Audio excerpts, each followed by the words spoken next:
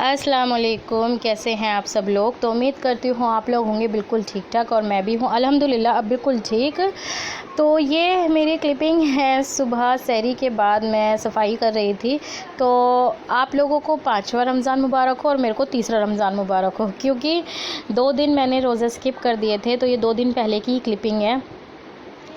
तो मैं proper diet ली, proper medicine लिए, फिर घर के थोड़े बहुत टोटके करे, तो फाइनली मेरा शुगर कंट्रोल में आ गया था। फिर मैंने पूछा डॉक्टर से, तो उन्होंने कहा देख लो, तो पता चला कि नहीं, मैं रख सकती हूँ रोज़े अगर थोड़ा सा कंट्रोल करूँ तो मैंने काफ़ी कंट्रोल करके अपने आप को आज स्टेबल कर लिया इस तरीके से कि मैं आज रोज़ा रख सकती हूँ।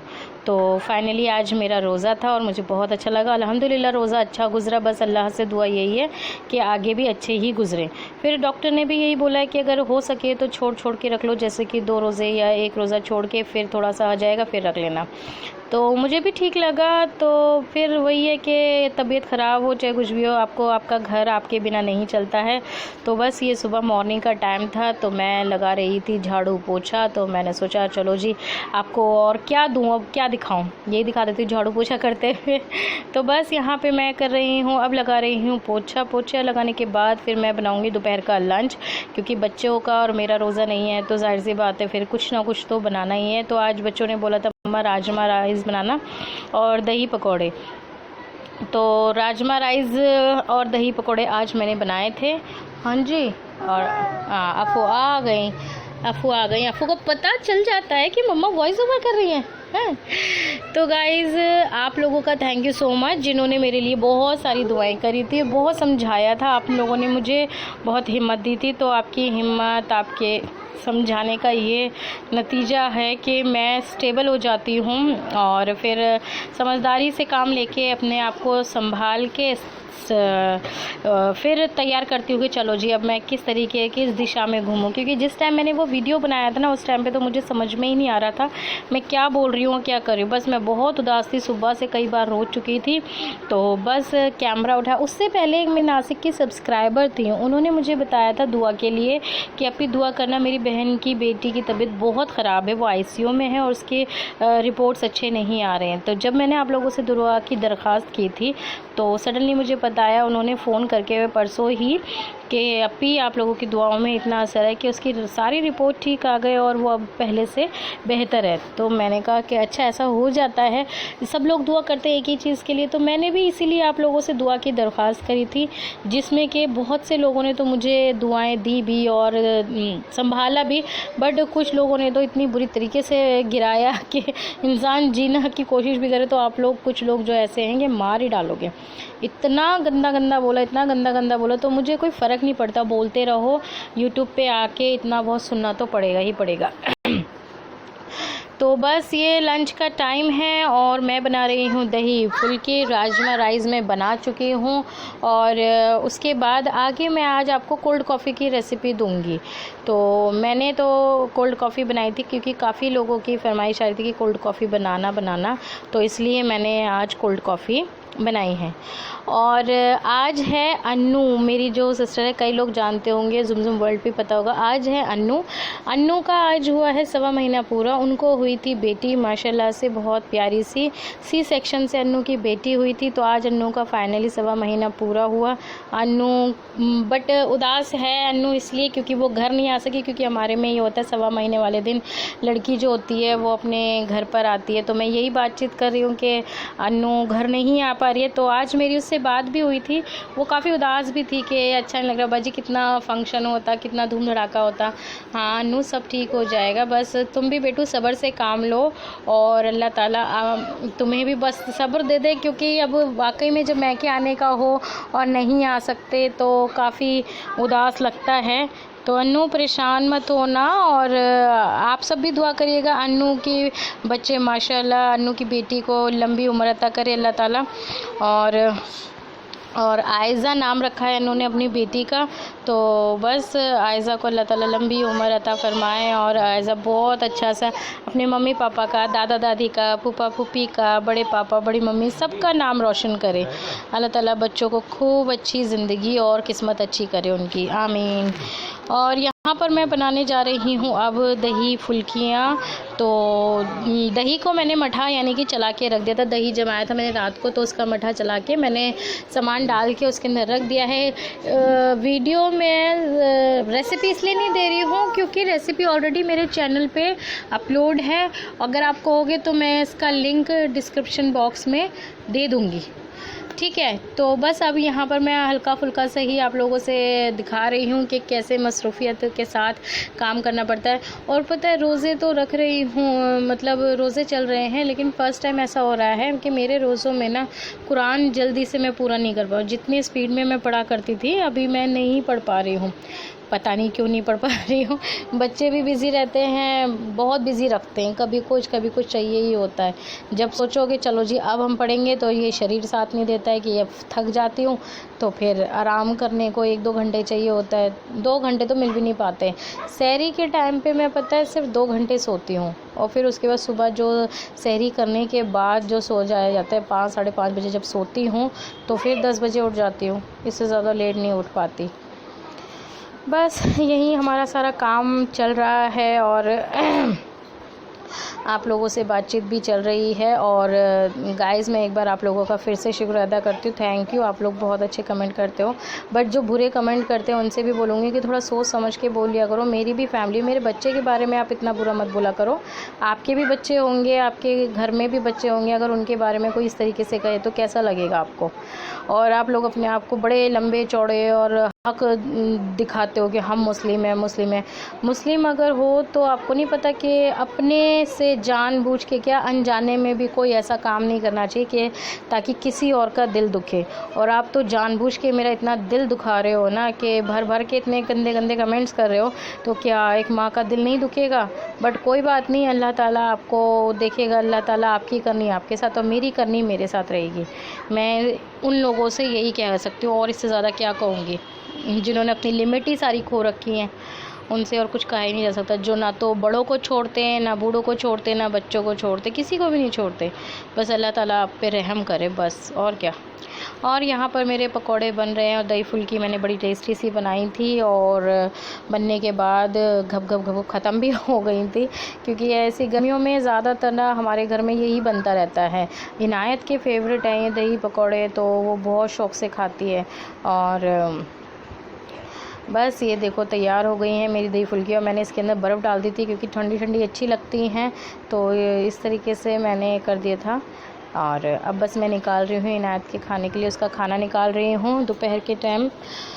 और अब क्या बताऊँ आपको, आज बहुत अच्छा लग रहा है रोज़ा रख के। और रोज़ा रख के ना सचमुच में आज मेरी अन्नू से भी बात हो रही थी, तो अन्नू भी यही कहती कि बाजी मैं भी रोज़ा रखूँगी। तो मैंने कहा हाँ बेटा, अब तुम्हारा 1.25 महीना पूरा हो गया, अब तुम भी रोज़ा रख लेना। अभी तुम्हारा सी सेक्शन हुआ, बच्चा छोटा है, तो 2 भी रख लोगी तो काफ़ी है। मिजला रख लेना या अलविदा का रख लेना, अल्लाह ताला तौफीक अता फरमाए। मेरी बच्ची को अभी भी रोज़ा रखने का बड़ा वो रह रहा है। बहुत हिम्मत वाली है अन्नू हमारी, और बहुत दीनदार भी है। तो ये देखो, ये राजमा बनाए थे मैंने, और ये दही फुल्की और चावल। चलो जी, जिनका रोज़ा नहीं है वो लंच कर लेना। अब यहाँ पर आ चुके हैं, ये टाइम हो रहा है दोपहर के 2 बज रहे हैं, और अल्फ़िया को छा रही है मस्ती, क्योंकि जुम कर रही थी अपना एंटरटेनमेंट। तो अल्फ़िया भी लगी पड़ी है कुछ ना कुछ करने में, तो वो आप देख सकते हो। अब अल्लाह का शुक्र है, अल्फ़िया पहले से काफ़ी ठीक है। तो ये बाला पे जुम जो है ना वो डांस कर रही थी, तो अल्फ़िया भी उसको देख के बाला कर रही है। बच्चे हैं ना, बच्चों का पता है एंटरटेनमेंट कुछ ना कुछ होना चाहिए। तो बस मैं देख रही थी उनको बैठे हुए, मैंने कहा अच्छा चलो इनको कैप्चर करती हूँ। अच्छा, इनको नहीं पता कि मैं ये कैमरे पे देख रहे हैं क्या कर रहे हैं क्या नहीं कर रहे, बट इन्हें करने से मतलब है। मेरी अफ़ू को बाला गाना अच्छा लगता है, बाला बस वो बाला करती है। तो अब आ गए हैं हम अपने शाम के टाइम, और मैं बना रही हूँ कोल्ड कॉफ़ी। और कोल्ड कॉफ़ी की रेसिपी मैं आपको बता देती हूँ। आधा किलो दूध लिया है, नेस्कैफ़े है, ड्राई मिल्क पाउडर है, और एक आइसक्रीम है, और बर्फ़ है।